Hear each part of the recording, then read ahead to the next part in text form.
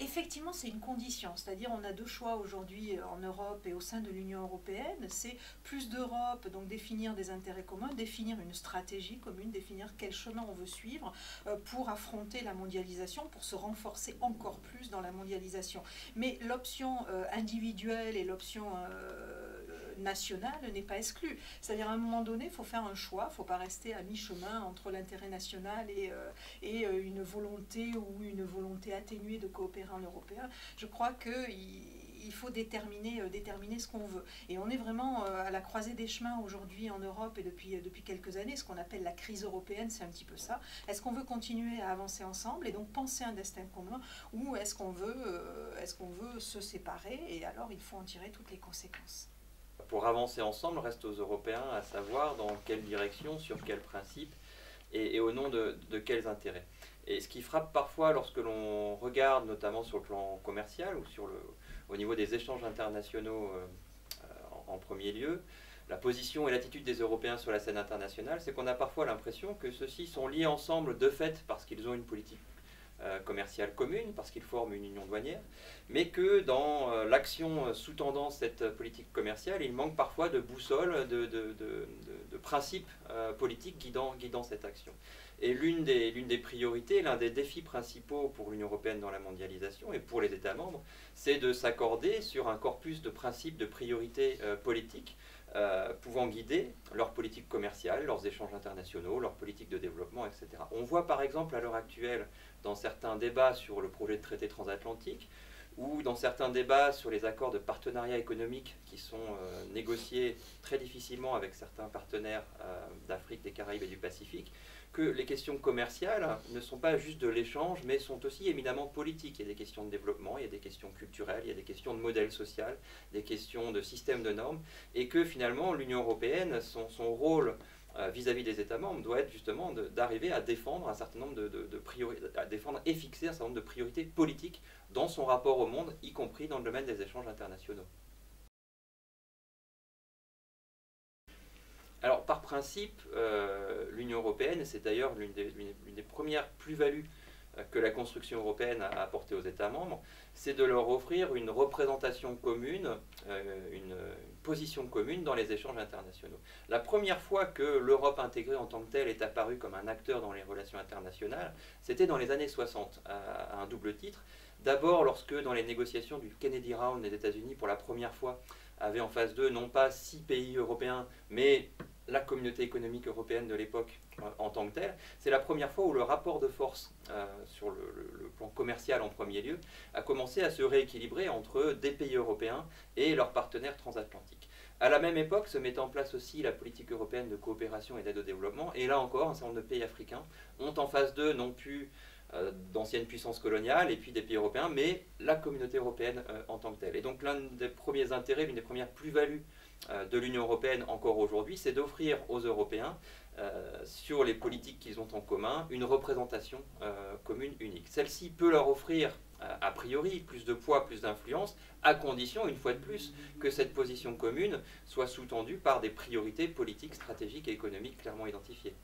Effectivement, je crois que la réponse à cette question sur ce qu'apporte l'Union européenne aux États dans la mondialisation, elle est à la fois politique et économique. Politique, comme vient de le dire Bastien, sur tous ces aspects de positionnement de l'Union européenne qui est forcément plus pertinent et face à des grandes puissances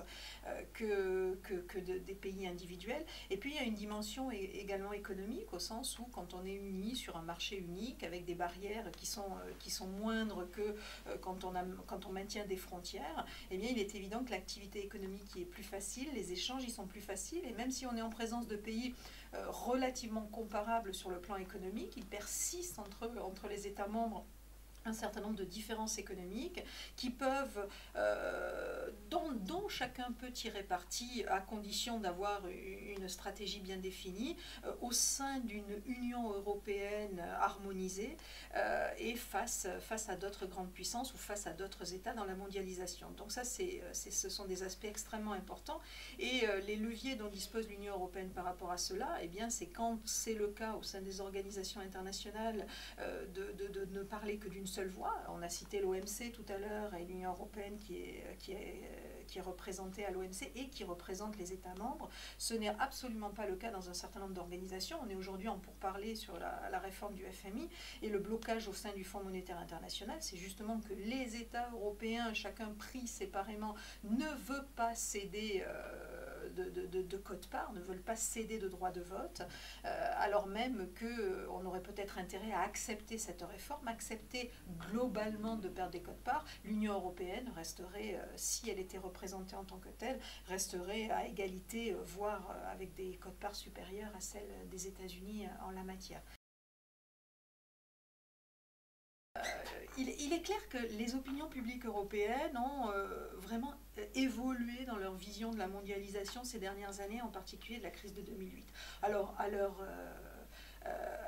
les arguments qu'elles invoquent et qui sont tout à fait justes, on le voit dans toutes les manifestations, que ce soit des indignés ou autres, tout ce qui est la critique de la mondialisation, c'est la spéculation financière, c'est un certain nombre d'acteurs qui, dans la mondialisation, ont eu des pratiques quelque peu douteuses et quelque peu condamnables. C'est évident, je pense que c'est une caractéristique de la mondialisation, c'est aussi une caractéristique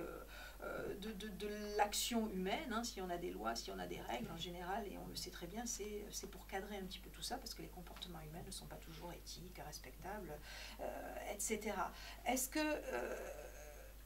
que pour autant c'est la mondialisation et c'est l'Europe qui restreignent la souveraineté économique des gouvernements ? Je ne pense pas. Je pense que les gouvernements ont poussé un certain nombre d'évolutions, un certain nombre de mesures, où eux-mêmes se sont désengagés de l'action économique, de l'action de politique économique, et donc eux-mêmes ont restreint leur souveraineté. Rien ne les empêche, ni l'Europe, ni la mondialisation, de reprendre le leadership. Il est bien évident qu'il faut comprendre quelque chose, le monde a changé. On n'est plus dans les années 50 ou 60, et donc la souveraineté d'un gouvernement, la souveraineté économique ne s'exprime absolument plus comme elle pouvait s'exprimer il y a 30, 40 ou 50 ans. Donc elle est peut-être à redéfinir, et je crois que ce sont ces difficultés aussi que l'on peut observer dans les différentes tergiversations qui ont eu lieu autour de la crise de la zone euro ces dernières années. Ces débats sur la perception de la légitimité, de l'efficacité de l'Union européenne du point de vue des citoyens montrent que la situation de l'Union européenne dans la mondialisation est finalement à la fois intéressante mais délicate. L'Union européenne se retrouve comme un niveau décisionnel, un niveau de gestion des politiques publiques intermédiaires entre des défis qui sont désormais globaux, qui ne sont plus nationaux ni même continentaux, le développement, l'économie, l'environnement, la santé, la croissance économique même n'est plus uniquement continentalo-centrée. Donc des défis globaux d'une part, et puis des niveaux de représentation démocratique, identitaire, politique qui sont encore assez statocentrés au niveau des États membres. Et dans ce contexte, l'Union européenne, contrairement au gouvernement des États membres par exemple, doit faire en permanence la preuve qu'elle est un niveau de décision, de gestion des politiques utile, qui apporte quelque chose en plus par rapport à ce qui se fait en dessous, au niveau des États ou des collectivités locales et territoriales, et ce qui se fait au-dessus, au niveau des organisations, des enceintes de la gouvernance mondiale. Et de ce point de vue-là, effectivement, l'Union européenne doit faire preuve au quotidien de son intérêt, de sa plus-value. Donc elle doit en permanence démontrer qu'elle apporte quelque chose aux États, à leurs citoyens, à leurs entreprises, etc. Et ce qui est intéressant de ce point de vue-là, c'est que les critiques sur l'Union européenne et sur le rôle qu'elle exerce dans cette fonction rejoignent souvent celles sur la mondialisation. C'est-à-dire que lorsque l'on regarde les attitudes des opinions publiques vis-à-vis de la mondialisation, les attitudes des opinions publiques vis-à-vis de l'Union européenne, on retrouve souvent les mêmes ensembles, les mêmes groupes qui ont à la fois une posture, une vision critique sur l'Union européenne et sa légitimité, et ceux qui ont une vision critique sur la mondialisation